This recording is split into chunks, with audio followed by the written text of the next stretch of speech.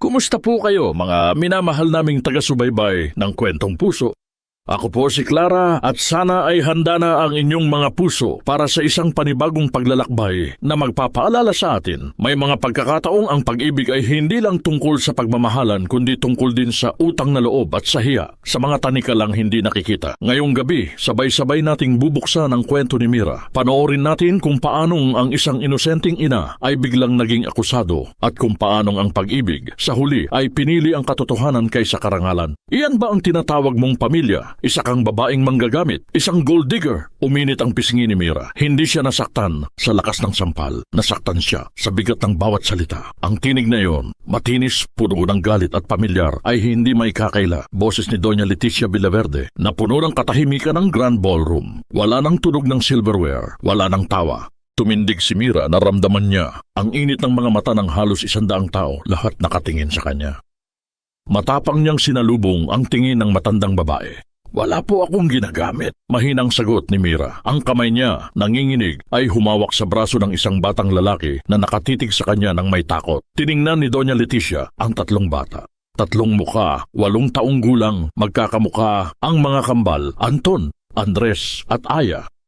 Huwag kang magkunwari, Mira Sarmiento. Sumabog sa galit si Doña Leticia. Inutusan mo ang mga batang ito na sumugod sa prenuptial party ng anak ko para lang masira ang kasal, para lang makakuha ng allowance. Parang tumigil ang pag-ikot ng mundo ni Mira. Ang pagtatataka at hiya sa mukha ng mga bata ay masakit pa sa sampal. Tumalikod siya kay Doña Leticia. Hahanapin niya si Adrian. Kailangan niyang marinig mula sa kanya. Nakita niya si Adrian Villaverde. Nakatayo siya sa tabi ng nobya niyang si Selena. Puting-puti ang suit niya. Parang multo. Tiningnan siya ni Adrian, pero hindi siya kumikibo. Walang galit, walang pagtatanggol, walang kahit anong emosyon, walang kibo. Adrian, sabihin mo sa kanila, sabihin mong hindi totoo. Pakiusap ni Mira. Nanginginig ang boses. Huminga ng malalim si Adrian. Pumikit siya tapos dahan-dahang binuksan ang mga mata. Mira, simula ni Adrian, naramdaman ni Mira ang pag-asa, pero hindi iyon nagtagal. Umalis na kayo, Mira. Dalhin mo ang mga bata.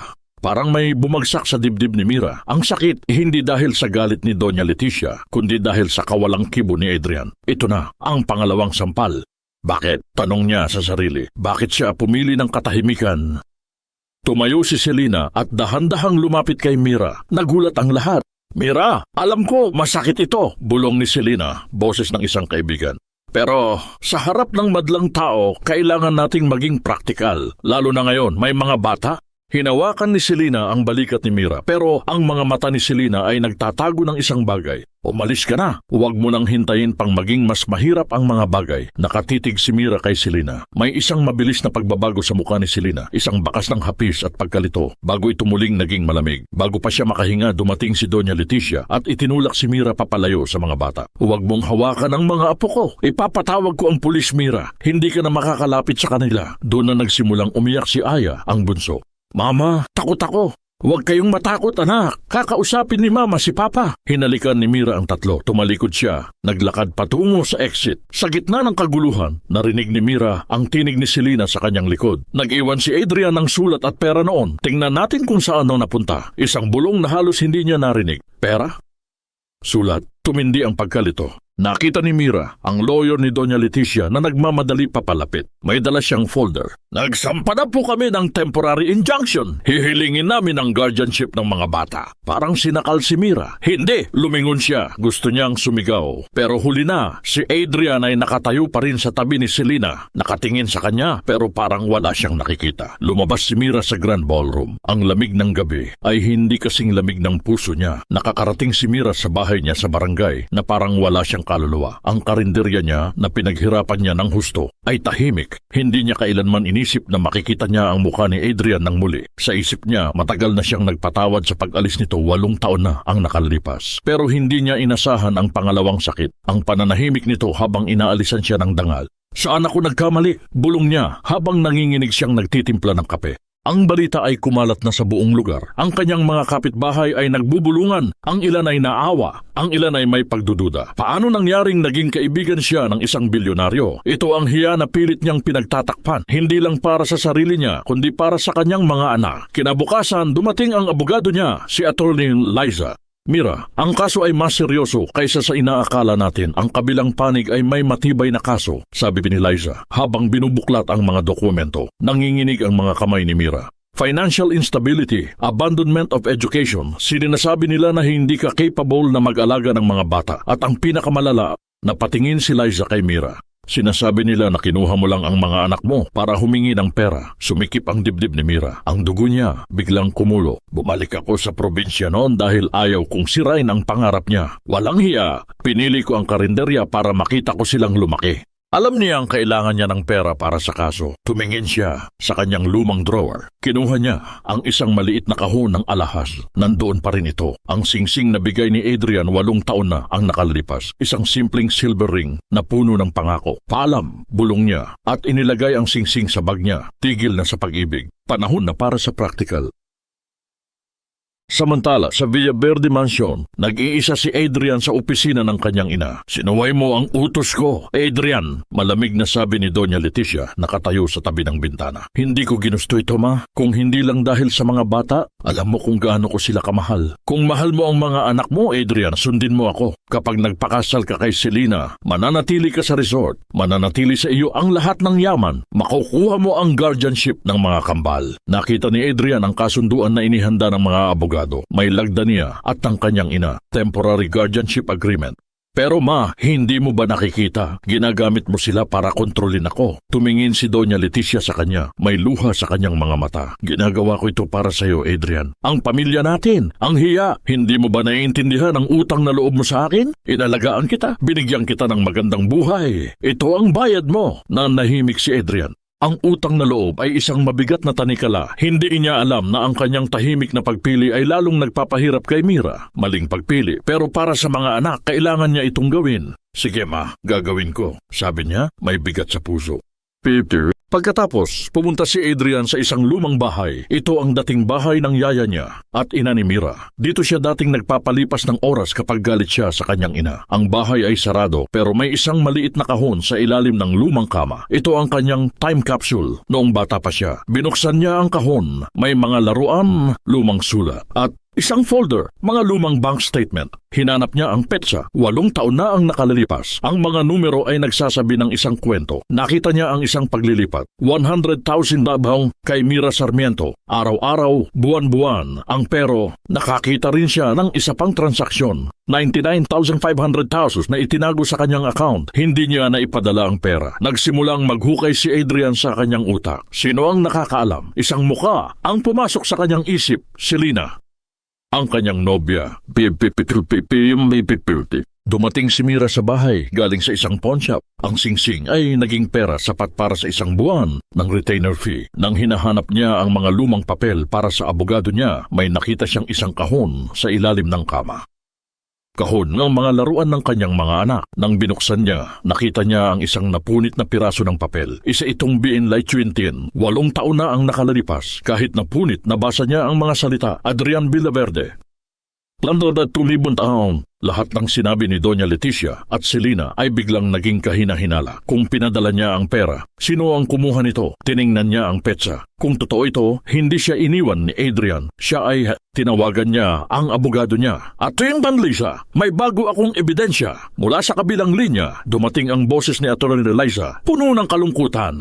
Mira, nakakuha na sila ng temporary restraining order. Hindi ka na pinapayagang lumapit sa mga anak mo hanggat walang desisyon ng korte. Binitawan ni Mira ang telepono. Ang lahat ng lakas niya biglang nawala. Ang luha niya hindi na tungkol sa pag-ibig. Ito ay tungkol sa kanyang mga anak. Ang temporary restraining order ay parang rehas. Hindi ako makahinga. Hindi ako makalapit sa mga bata. Lalo akong nag-alala nang marinig ko ang iyak ni Aya sa telepono. Mama, bakit hindi ka na pumupunta? Galit ka na ba sa amin? Hindi gusto kong sumigaw. Hindi ako galit. Ang tanging pag-asa ko ay ang punit-punit na resibo. Ito ang nagpapaalala sa akin ng huling bulong ni Selena. Tingnan na natin kung saan napunta. Mayor, pumunta si Mira sa bangko. Ang lumang resibo ay nagbigay sa kanya ng access sa mga lumang transaksyon. Doon niya nakita ang katotohanan. Walang duda. Buwan-buwan, ang halaga ay dinisenyo para sa isang praktikal na tulong. Pero lahat ng pera ay biglang nawala sa isang bagong account pagkatapos ng 3 buwan. Ang tanong ay, sino ang naglipat? May taong nagtago nito. Bulong ni Mira sa sarili habang nakatitig sa screen ng ATM. Ang lahat ng kirot ng pagiging inakusahan ng pandaraya biglang naging apoy. Hindi na siya nagtataka, siya ay galit. Galit dahil pinagkaitan siya ng katotohanan. Samantala nag-iisa si Adrian sa kanyang opisina sa resort. Ang lahat ng tao ay nagtataka kung bakit siya nagpapakasal kay Selena. Ang pag-iisa ay nagpahirap sa kanya. Ang katahimikan ay nagpapalabas ng boses ng kanyang ina sa kanyang isip. Kung mahal mo ang mga anak mo, sundin mo ako. Ngunit ngayon, ang resibo na natagpuan niya ay nagbigay ng boses sa kanyang konsensya. Selena, sabi niya nang malamig habang hawak ang lumang bank statement. Ikaw ba ang naglipat ng pera? Napatingin si Selena sa kanya, gulat.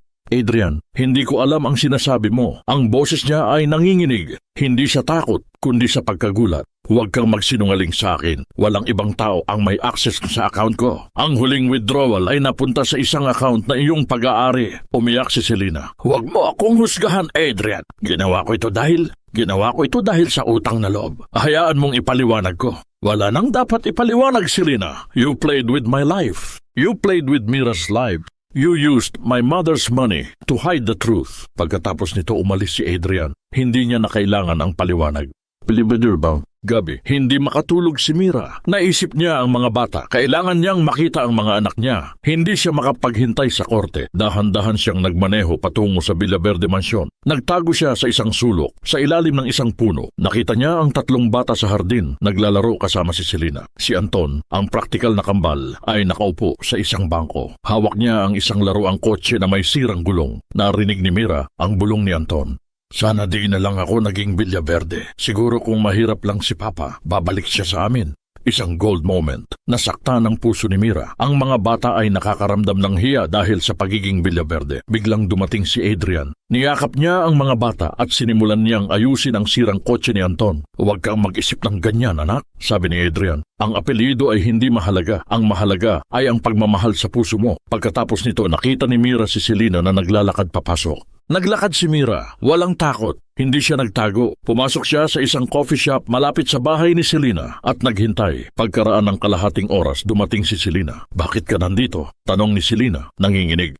Ang resibo, may gusto akong malaman, sabi ni Mira. Hindi ko kinuha, Mira. Binigay ko lang sa mas nangangailangan.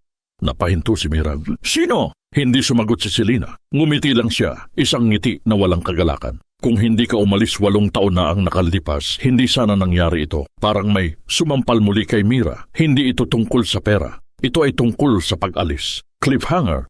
Kaya ko pa ring sirain ang buhay mo, Mira. Pero hindi ko gagawin. Bakit?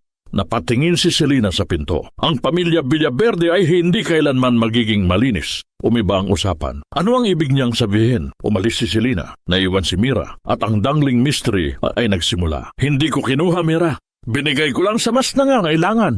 Ang mga salitang iyon ay nagpabigat sa isip ni Mira habang naglalakad siya pabalik sa kanyang karinderya. Si Selena ba ay biktima o isang mas matinding manipulators? Ang katahimikan ni Adrian ay nagbigay sa kanya ng sakit. Ang kasinungalingan ni Selena ay nagbigay sa kanya ng galit. Sa totoo lang, mayroon siyang desisyon na gagawin. Gamitin ang ebidensya para ibunyag ang kasalanan ni Selena o maghintay.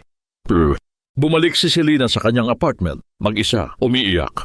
Kinuha niya ang kanyang lumang laptop. Binuksan niya ang isang folder na may password. Utang na loob, doon nakalagay ang lahat. Ang kasunduan na ginawa niya sa pamilya Villaverde. Sila ang magbabayad ng ospital ng kanyang ama at babayaran nila ang kanyang pag-aaral abroad kapalit ng isang bagay, ang pagpapakasal kay Adrian. Isang tanikala ng utang na loob. Ginawa ko ito dahil wala akong choice. Hindi ko mahal si Adrian, pero mas kailangan ko ang pera para sa pamilya ko. Bulong niya sa sarili. Nagsimula siyang mag-type isang mahabang email para kay Mira Sarmiento. Nagtataka si Adrian. Hindi niya sinisisi si Mira. Si Selena ang nagtago ng pera pero si Doña Leticia ang nagbigay ng utos. Ang buong istorya ay pununo ng kasinungalingan at manipulasyon. Pumunta siya sa kanyang ina. Ma, alam ko na ang ginawa ni Selena. Nagpapadala ako ng pera kay Mira pero hinarang niya. Kalmado si Doña Leticia. Oo, alam ko. Inutusan ko siya. Practical lang yan, Adrian. Para makita mo na hindi mo kailangan ang babaeng yan. Hindi ko kailangan ng pera mo, Ma. Ang kailangan ko ay maging ama ng mga anak ko. Kung ganon, maghanda ka. Nakipag-usap ako sa isang international company. Ibinebenta ko ang mga shares natin sa resort. Kukunin ko ang lahat ng pera at wala kang matitira. Pati ang guardianship ng mga bata. Gagawin ko ang lahat para protektahan ang pangalan ng pamilya. Parang may sumabog sa loob ni Adrian. Ang resort, ang legacy ng kanyang ama. Hindi mo pwedeng ibenta yon, ma. Pamilya yon. Hindi na sa iyo ang pamilya, Adrian. Wala ka ng lugar dito. Doon na nagpasya si Adrian. Hindi na siya magiging isang Villaverde na walang kaluluwa. Tinawagan niya ang kanyang pinagkakatiwalaang abogado. Ihanda mo ang tubang lahat. Kailangan kong bitawan ang lahat para makalaya. Ang kanyang desisyon ay naging solid. P50. Kinagabihan, nakaupo si Mira sa harap ng kanyang computer. Natanggap niya ang email ni Selena. Dear Mira, sana ay mapatawad mo ako. Ginawa ko ito dahil sa may attachment, isang USB drive, ang mga liham at ebidensya. Sa loob ng USB, mayroong dalawang bagay. 1. Ang mga sulat, mga email ni Adrian kay Mira na nagpapatunay na sinubukan niyang makipag-ugnayan. 2. Ang kasunduan ni Doña Leticia at Selena para sirain ang buhay ni Mira. Umiyak si Mira, hindi siya galit kay Selena. Naawa siya sa kanya. Ang tunay na kalaban ay hindi si Selena. Ito ay ang sistema. Golden moment. Napatingin si Mira sa TV. Balita tungkol kay Adrian. May press conference. Biglang tumunog ang kanyang telepono. Si Adrian. Magkita tayo sa City Hall. May press conference. Hindi na siya nagtanong. Nagbihis siya. Ang hiya ay nawala na. Pinalitan ito ng tapang, pero habang nagmamadali siyang lumabas, nakita niya si Doña Leticia sa isang kotse. Ang mukha niya ay galit na galit at may kausap siya sa telepono. Huwag kang makialam, Adrian. May kailangan ka pang malaman. May isa pang bagay ang iyong ama na hindi mo alam. Ito ang susi ng lahat. Nagtaka si Mira. Ano ang sinasabi ni Doña Leticia? Dangling mystery. Pipiwer. Cliffhanger. Nakarating si Mira sa City Hall. Maraming tao. Ang mga reporter ay nakapaligid. Si Adrian ay nakatayo sa isang podium. Ang tingin niya ay matapang. Tumingin siya kay Mira. I'm here to confess. Sabi niya, ang kasal na ito ay kanselado na. Lahat ng mga reporter ay nagsimulang sumigaw. Nakatayo si Mira sa gilid ng City Hall. Ang mga flash ng kamera ay tumatama sa mukha niya. Ang kasal na ito ay kanselado na. Ang mga salitang iyon ni Adrian ay nagbigay ng isang alon ng ingay. Hindi siya natuwa. Siya ay nagulat. Hinawakan ni Adrian ang mikropono. Ang tinig niya ay hindi nanginginig. Ito ay tinig ng isang lalaking nagdesisyon. Ako, si Adrian Villaverde, ay inaatras ang aking kasal kay Selena Alcaraz. At higit pa rito gusto kong magbigay ng tawad. Sa loob ng 8 taon, nagpapadala ako ng allowance para sa aking mga anak. Ngunit hindi ito nakarating sa kanila. Hinanap niya ang mga mata ni Mira. Hayaan ninyong aminin ko na nahimik ako dahil sa takot. Takot na mawala ang resort. At higit sa lahat, takot na mawala ang guardianship ng mga anak ko. Pero ngayon, hindi ko na matitiis ang kasinungalingan. Sinimulan niyang ilahad ang buong kwento. Ang utang na loob na ginamit ni Doña Leticia, ang manipulasyon, ang pagpigil sa mga sulat. Tumingin si Selena na nakaupo sa harap sa kanyang mga kamay. Walang imik. Maya-maya, tiningnan ni Adrian ang kanyang ina, si Doña Leticia. Ang aking ina, si Doña Leticia, ay nagdesisyon na ipagbili ang lahat ng shares ng Villaverde Resorts para lang maprotektahan ang hiya ng pamilya. Hindi ko hahayaan iyon.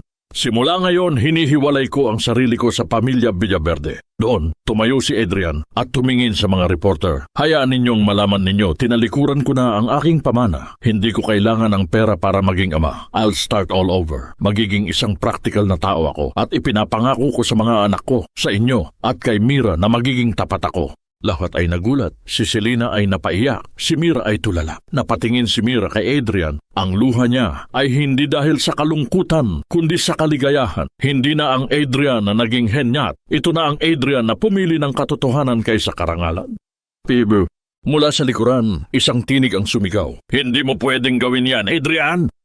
Si Doña Leticia, pumasok siya sa silid. Ang kanyang muka ay puting-puti. Hindi ka makakaalis, Adrian. May kailangan ka pang malaman. Ang resort na yon, hindi lang sa akin. Ano ang ibig mong sabihin, ma? Tanong ni Adrian. Ang kanyang tinig ay malamig. Ang resort na yon, ang ama mo. May isa pang bagay ang iyong ama na hindi mo alam. Ito ang susi ng lahat. Hindi sumagot si Adrian. Tumingin lang siya sa kanyang ina. Hindi na mahalaga, ma. Ang mahalaga, malaya na ako. Wala na ang tanikala mo. Biglang bumagsak si Doña Leticia. Cliffhanger. Tita, sigaw ni Selena. Nagsimulang tumakbo ang mga tao. Nagsimulang sumigaw ang mga reporter. Si Adrian sa loob ng ilang segundo ay hindi kumilos. Tiningnan niya ang kanyang ina. Tapos tiningnan niya si Mira. Mira, bulong niya. Kailangan kong maging anak ngayon pero maghintay ka sa akin. Tumakbo siya, papalapit sa kanyang ina. Nakita ni Mira ang lahat. Ang isang matandang babae na punong-puno ng hiya at galit ay biglang bumagsak. Hindi niya inisip si Adrian. Inisip niya ang sarili niya. Ang desisyon ni Adrian ay nagbigay ng isang bukas na pintuan. Ngayon, ang mga papel sa korte ay walang kabuluhan. Ang mga bata, magkasama na sila. Ngunit ang huling tanong ni Doña Leticia, ang ama mo, may isa pang bagay. Dangling mystery. Sa gitna ng kaguluhan, nakita ni Mira ang isang babaeng nakaitim, nakatingin sa kanila mula sa isang sulok. Ang kanyang mukha ay puno ng lungkot at pag-unawa. Nang tumingin si Mira sa kanya, umalis ang babae. Sino siya? Dodilibdem. Hindi mo pwedeng gawin yan, Adrian! Bumagsak si Doña Leticia. Isang malaking gulo ang nangyari sa City Hall. Tinulungan ni Adrian ang kanyang ina. Ang mga mata ni Mira ay nakatitig sa kanya, hindi sa takot kundi sa isang uri ng bagong pag-asa. Pipa. Sa ospital, sa loob ng pribadong silid, walang kibo si Doña Leticia. Hindi na siya banta sa inyo, Mira, sabi ni Adrian habang nakatayo sila sa labas ng kwarto. Wala na siyang kapangyarihan. Pero ang huling sinabi niya, ang resort na yon, hindi lang sa akin. Ano ang ibig niyang sabihin, Adrian? Hindi ko alam. Ang alam ko lang, lahat ng shares ay nakapangalan sa kanya. Wala nang iba. Sagot ni Adrian. May pagtatataka. Ngunit nagbago ang mga bagay. Si Adrian ay wala ng pera, wala ng trabaho, at wala ng apelyido ng Villaverde. Pero ang mga bata ay bumalik na sa kanya.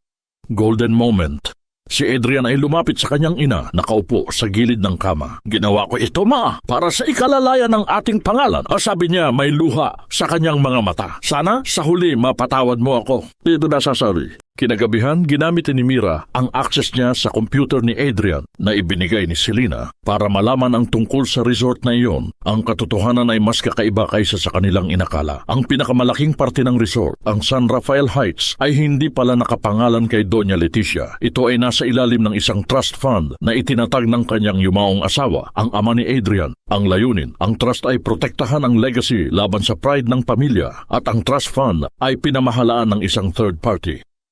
Sino ang third party na ito? Bulong ni Mira. Ginamit niya ang mga lumang dokumento ng Villaverde at doon niya nakita ang pangalan. Elisa Villaverde. Sino siya? Sinbasa. Doon na naging malinaw ang lahat. Si Elisa ay anak sa labas ng ama ni Adrian, isang half-sister na matagal nang itinago ni Doña Leticia. Ang babaeng nakita ni Mira sa City Hall, ang babaeng nakasuot ng itim. Hindi lang ako ang biktima ng hiya ni Doña Leticia, bulong ni Mira habang nanginginig. Pipi. Kinontak ni Mira si Elisa. Nag-usap sila sa isang karinderya. Gusto kitang tulungan. Ang iyong kapatid, hindi niya alam ang lahat, sabi ni Mira. Nagtataka si Elisa. Hindi niya alam? Sige, handa akong magbigay ng trabaho kay Adrian sa resort. Kailangan mo siyang bigyan ng pagkakataon, pakiusap ni Mira. Pipi. Hindi nag-aksaya ng oras si Adrian. Sinimulan niya ang kanyang paghahanap buhay. Siya ay nag-apply para sa isang posisyon sa isang construction company. Praktikal. Ngunit hindi niya alam, si Doña Leticia ay nakamonitor pa rin. Walang makakatakas sa kanyang kontrol. Dangling mystery. Nang nag-apply si Adrian, ang HR manager ay nakatanggap ng isang tawag, isang maikling tawag. Huwag mo siyang tatanggapin, hindi siya karapat-dapat.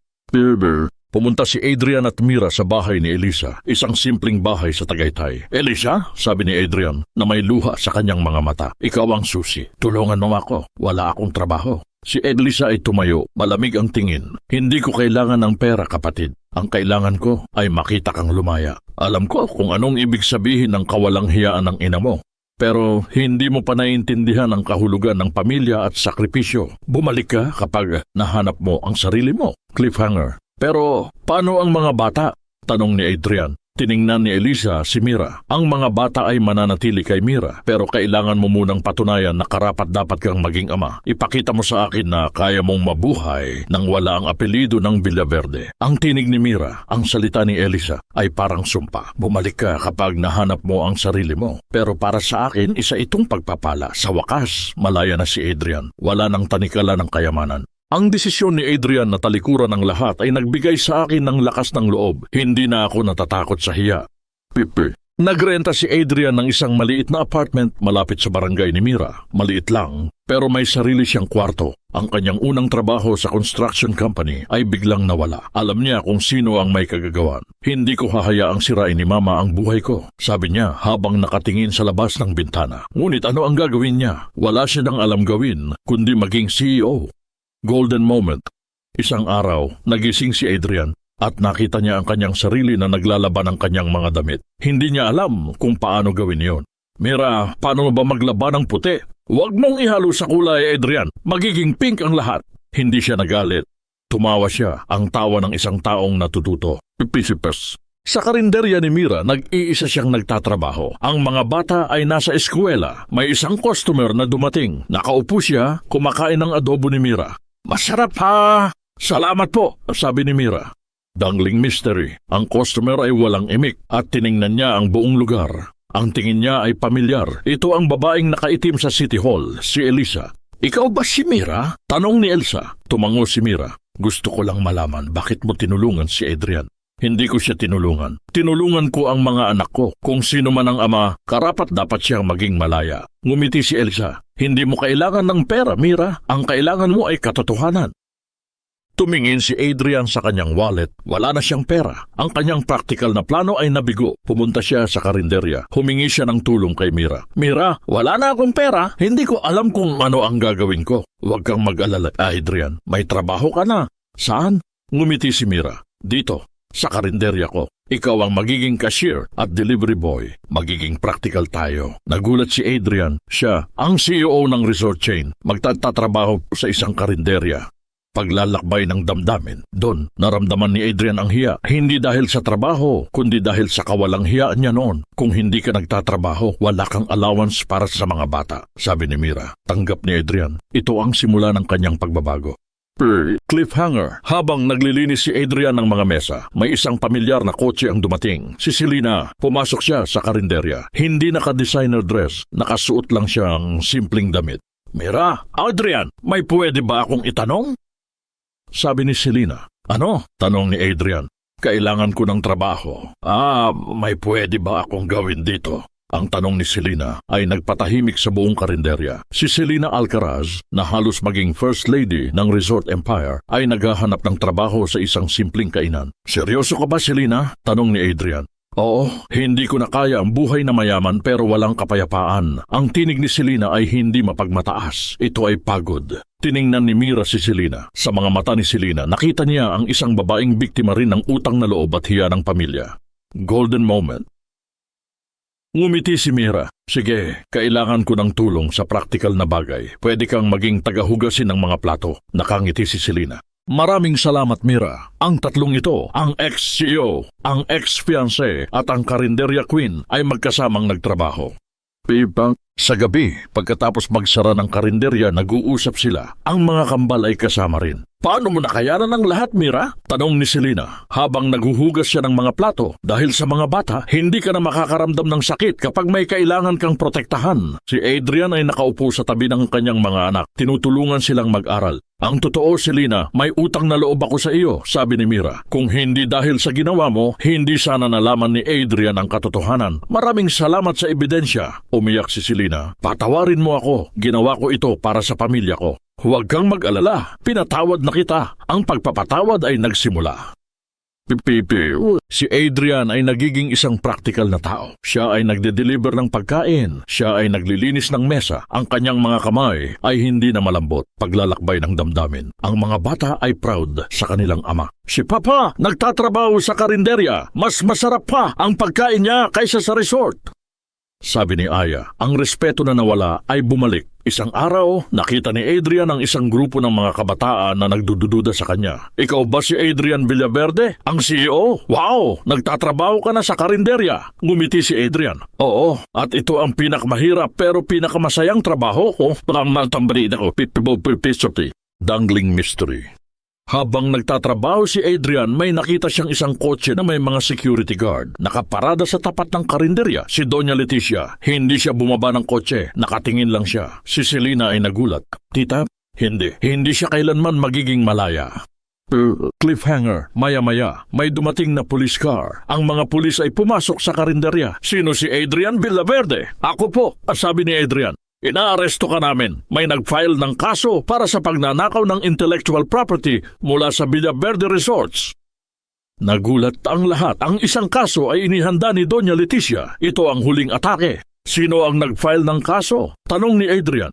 Ang Villaverde Corporation na pinamamahalaan ni Doña Leticia Villaverde. Ang pag-aresto kay Adrian sa harap ng mga anak namin ay ang pinakamasakit na bahagi ng kwento. Nakita ko ang takot sa mukha ni Anton, ang galit ni Andres, at ang pag-iyak ni Aya. Mama, bakit nila kinuha si Papa? Hindi siya masamang tao.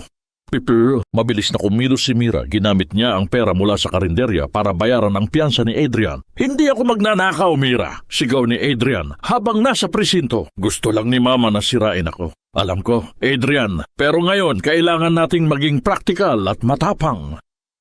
Ang kaso ni Doña Leticia ay seryoso. Sinasabi niya na ninakaw ni Adrian ang mga plano para sa isang bagong resort development. Ang ebidensya, ang mga dokumento ay nasa kanyang laptop. Hindi ko na kailangan ang pera niya.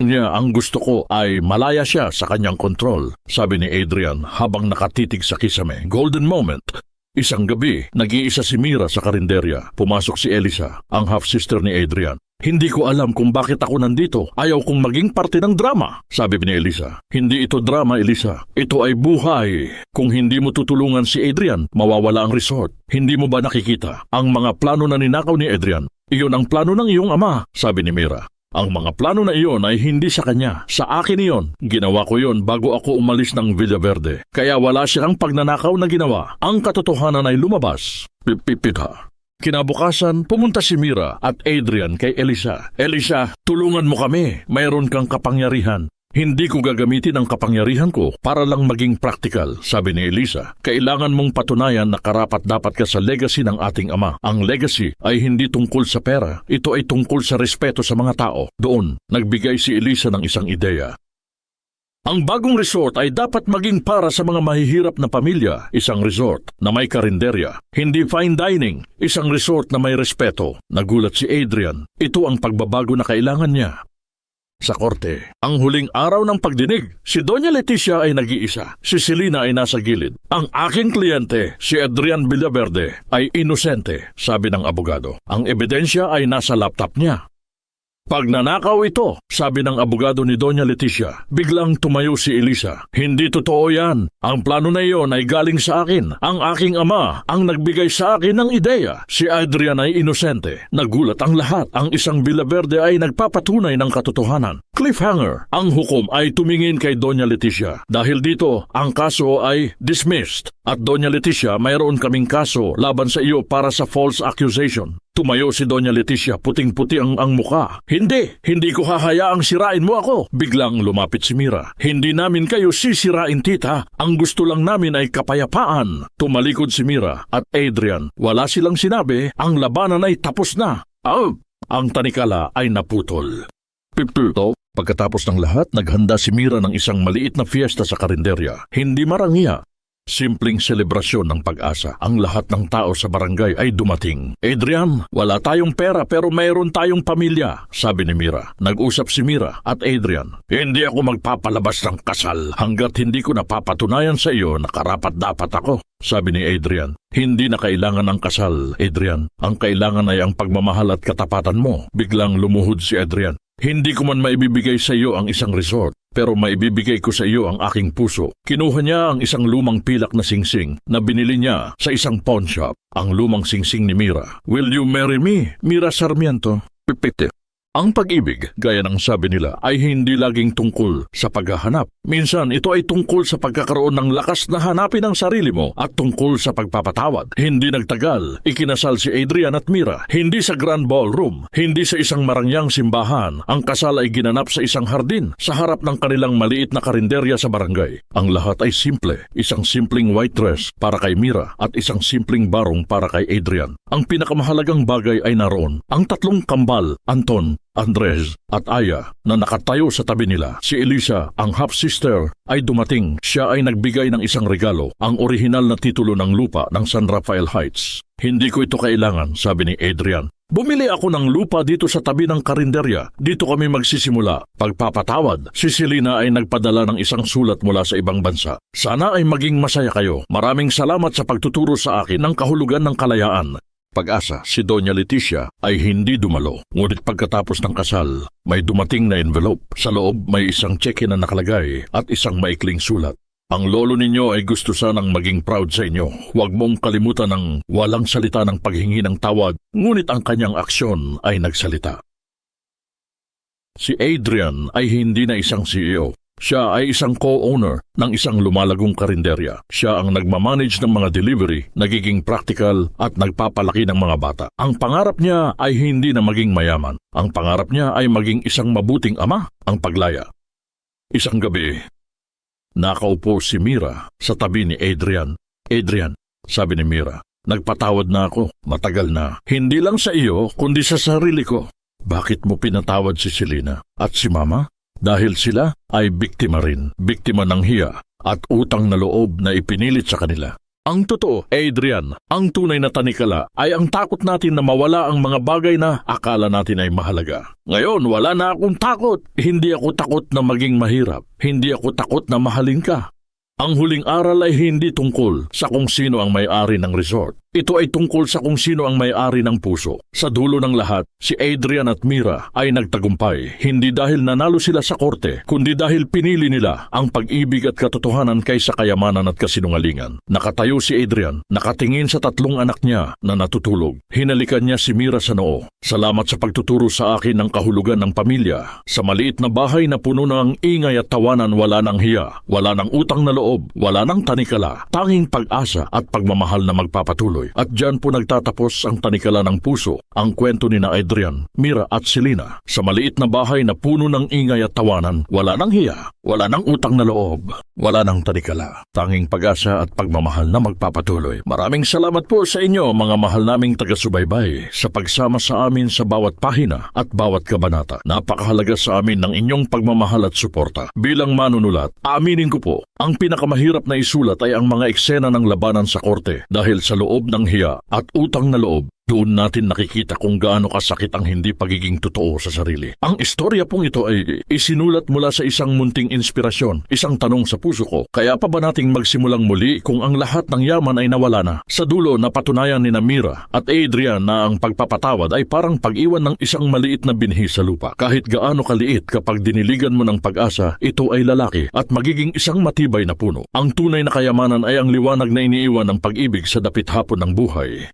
Ngunit may isang tanong pa rin po akong iniiwan sa inyo, mga kaibigan. Sa inyong buhay, paano ninyo haharapin ang utang na loob? Pipiliin ba ninyo ang obligasyon o ang kalayaan ng inyong puso? Ano po ang damdamin ninyo sa huling pagpapatawad ni Mira at sa pagbabago ni Adrian? Hinihikayat po namin kayong mag-iwan ng komento sa ibaba. I-like ang video na ito at ibahagi ito sa inyong mga kaibigan. Ang inyong mga saloobin ay nagpapatuloy sa kwento. Hanggang sa muli, mga kaibigan, naway maging malaya at mapagmahal ang inyong mga puso. Ang kwento ay isinulat ni Kwentong Puso.